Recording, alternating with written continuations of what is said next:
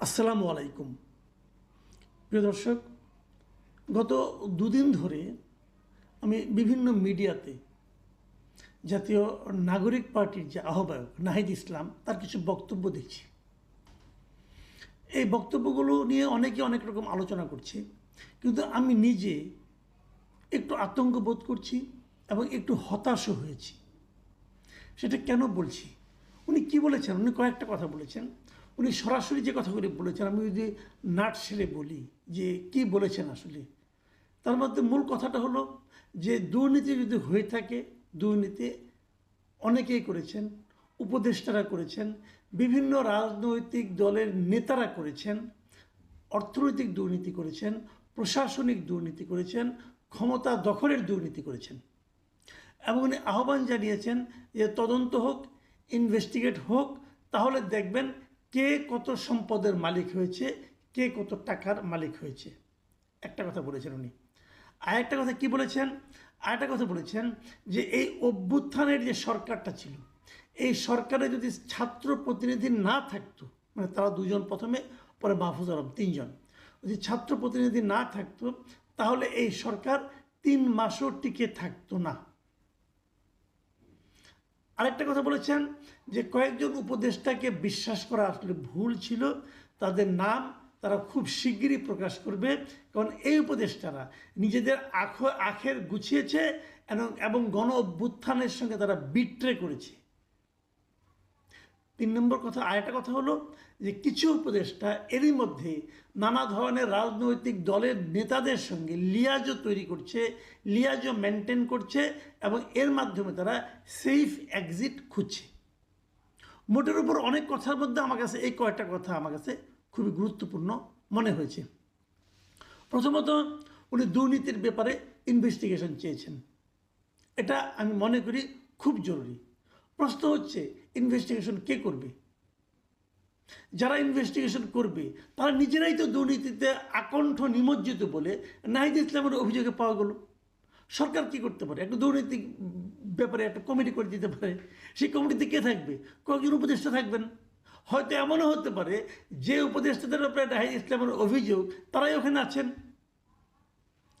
তাহলে এটা কি হবে? এটা কীভাবে সমাধান করা যাবে? আলোচনায় আসছে একটু পরে। আরেকটা কথা বলেছেন উনি যে কয়েকজন উপদেষ্টাকে বিশ্বাস করা ভুল ছিল, অচিরেই তাদের নাম প্রকাশ করবেন। ভাই নাহিদ ইসলাম, নাম এখন প্রকাশ করলে সমস্যাটা কি আপনার? বলেন। যাদের আপনি বিশ্বাস করে ভুল করেছিলেন, যারা নিজেদের আখের গুছিয়েছে, যারা গণ অভ্যুত্থানের সঙ্গে বিট্রে করেছে, তাদের নাম আপনি এখন প্রকাশ করতে চাচ্ছেন না কেন? যদি আপনি জানেন চাচ্ছেন না এই কারণে তাদের সঙ্গে আপনারা আরও কিছু লেনদেন, আরও কিছু দর কষাকষি করতে চান, এই জন্য কেন প্রকাশ করছেন না?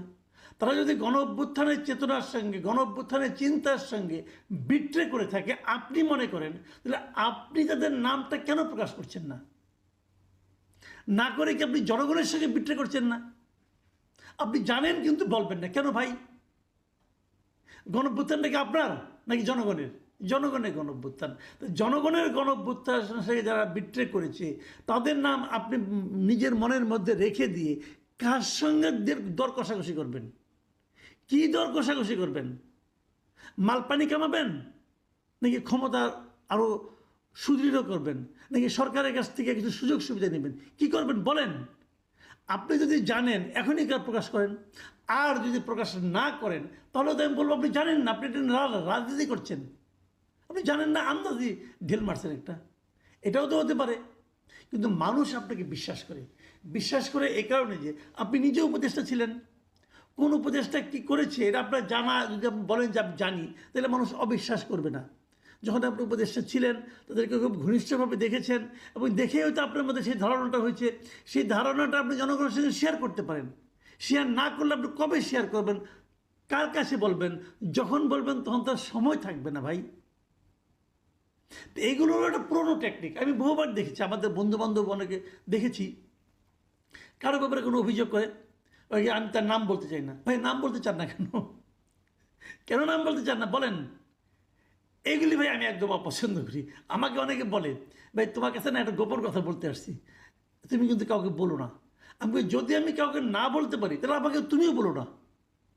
ভাই এটা যারা আমার সঙ্গে কাজ করেছেন গত 30-32 বছর বিভিন্ন প্রতিষ্ঠানে, আমি তো অনেক প্রতিষ্ঠানে ছিলাম, তাদেরকে জিজ্ঞাসা করে দেখেন।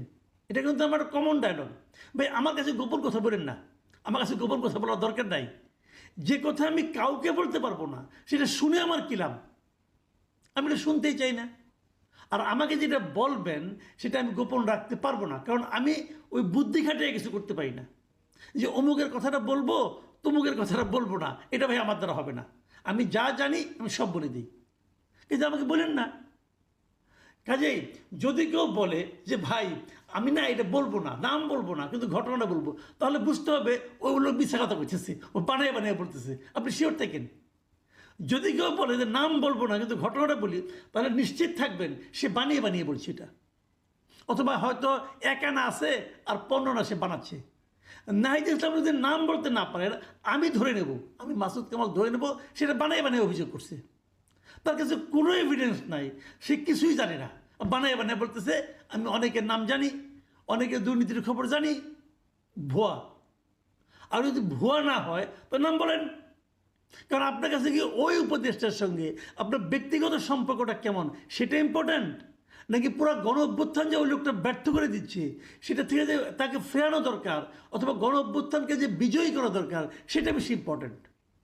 নাম বলেন। আমি চ্যালেঞ্জ দিলাম, উনি আগামী 7 দিনও নাম বলতে পারবেন না। এবং যদি না বলতে পারেন তবে প্রকাশ্যে আমি বলবো লোকটা আসলে বোগাস, ভুয়া মারছে। যাও, শেষ যে কথাটা উনি বলেছেন সেটা নিয়ে আমি কথা বলবো। আরেকটা কথা বলে নেই, ওই জন্য বলেছেন যে গণ অভ্যুত্থানের সরকার যদি সরকার যদি তাদের উপদেষ্টা না থাকতো, ছাত্র প্রতিনিধি না থাকতো, তাহলে সরকার 3 মাসও টিকতো না। এটার সঙ্গে আমি একভাবে একমত, আরেকভাবে দ্বিমত। আমি কারণটা বলি। একভাবে একমত মানে আমি মনে করি এই গণ অভ্যুত্থানের সরকারের মধ্যে ছাত্র উপদেষ্টাদের ঢুকানোটা আমাদের গণ অভ্যুত্থানে যে সরকার আমরা প্রত্যাশা করেছিলাম সেক্ষেত্রে সবচেয়ে বড় ব্লান্ডার ছিল এটা। এটা আমি শুরুতেও বলেছিলাম, অগাস্ট মাসের 20-22 তারিখে আমি ওপেন একটা অনুষ্ঠানে বলেছিলাম, দ্যাট ওয়াজ ব্লান্ডার। ওনারা যেটা বলছেন ওটাও ঠিক। ওটা ঠিকটা কি, ওনারা যে এই সরকারটাকে টিকিয়ে রেখেছেন, কিন্তু যে সরকার ক্ষতিকর, যে সরকার অকার্যকর, যে সরকার গণ অভ্যুত্থানের চেতনাকে বাস্তবায়নের ক্ষেত্রে একটা পদক্ষেপ রাখতে ব্যর্থ, সেই সরকার টিকিয়ে রাখাটাই তো একটা অপরাধ। আপনাকে টিকিয়ে রাখতে কে বলছিল?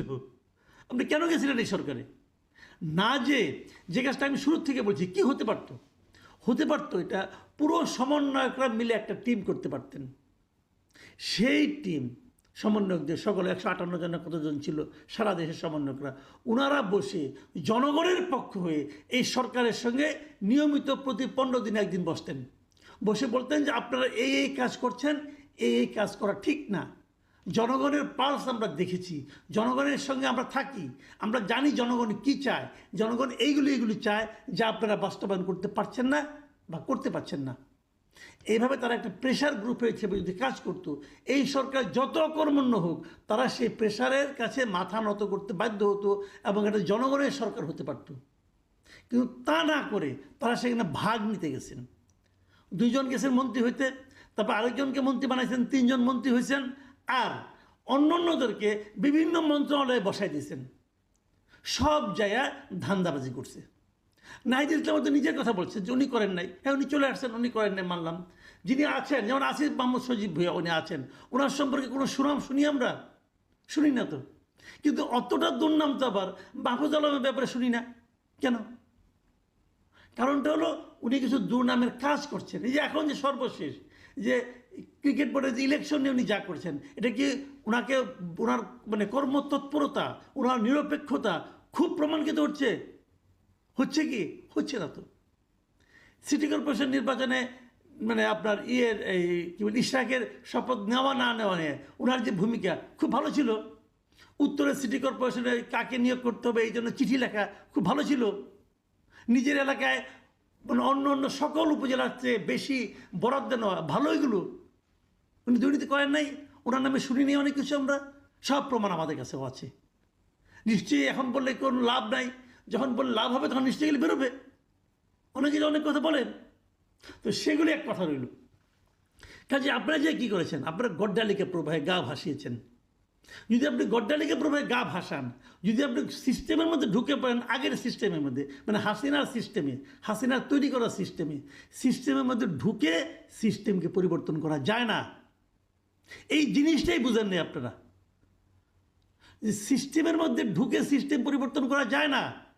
সিস্টেমকে পরিবর্তন করতে হয় সিস্টেমের বাইরে থেকে। আপনারা গেছেন ভিতরে ঢুকে কী হয়েছে, আপনারা সিস্টেমের মতোই হয়ে গেছেন।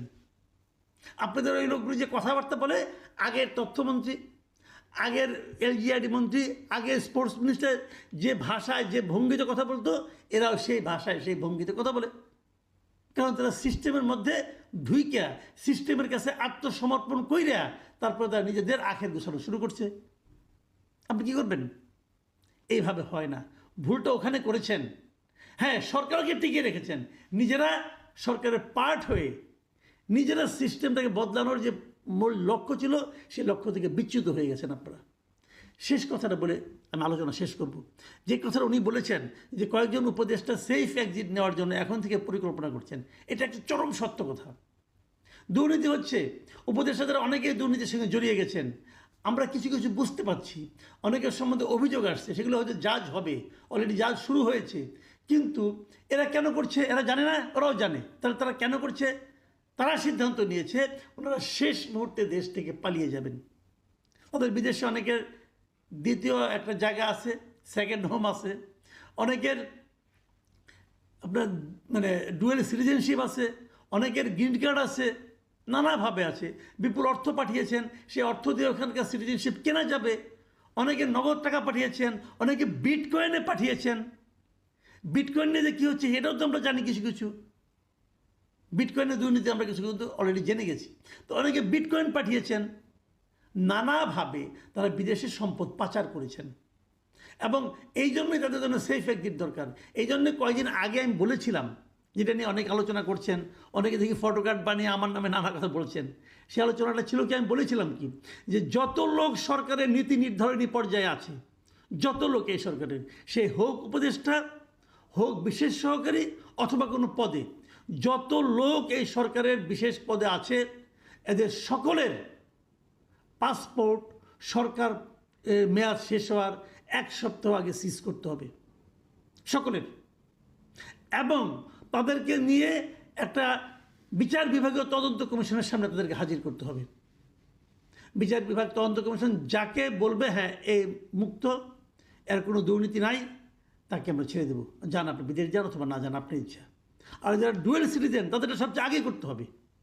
যত লোক আছে বিভিন্ন দায়িত্ব ছিল সবাইকে, কে কত দুর্নীতি করে তার হিসাব নিয়ে তারপরে দেশ থেকে তাদেরকে বিরতি দেওয়া উচিত আমি মনে করি। এটা করেন, একবার সব ঠিক হয়ে গেছে। কিন্তু আমি জানি এটা কখনোই বাস্তবায়ন হবে না, বরং আমি যে কথাটা বলেছি এই জন্য আমার বিপদে পড়ার আশঙ্কা থেকে যাবে। ভাই, বিপদকে আমি ভয় পাই না, বিপদ জেনেই মাঠে নেমেছি। কিন্তু দেশটা আগে, দেশটাকে বাঁচাতে হবে। মনে রাখতে হবে, এরা যদি না, এরা যা ভুলটা করেছে, এই ভুলের কারণে কি হবে, আগামীতে আরেকটা স্বৈরাচার আসবে। কিন্তু সেই স্বৈরাচারের বিরুদ্ধে যখন এই তরুণ সমাজ ডাক দিবে, তখন সেই ডাকে আর কেউ আসবে না। এই কারণে আসবে না, মানুষ মনে করবে এরা তো তরুণ সমাজ, এদের উপর ভরসা করা যায় না। কারণ একবার ভরসা করেছিলাম, করে ঠকেছিলাম, বারবার ঠকতে কেউ চাইবে না। প্রিয় দর্শক, আমি মনে করি এখনও সময় আছে। নাহিদ ইসলামকে বলবো, এখনও সময় আছে, চেষ্টা করুন, ট্রান্সপারেন্ট হন, দুষ্ট লোকদের নাম প্রকাশ করুন, তাহলে দেখবেন জনগণের কাছে আপনার গ্রহণযোগ্যতা বাড়বে। না হলে জনগণ আপনাকে, আপনার দলকেও একটা গতানুগতিক রাজনৈতিক নেতা এবং দল হিসেবে বিবেচনা করবে। তারপর যেই লাউ সেই কদুই থাকবে। প্রিয় দর্শক, এখন এ পর্যন্তই। আল্লাহ হাফেজ।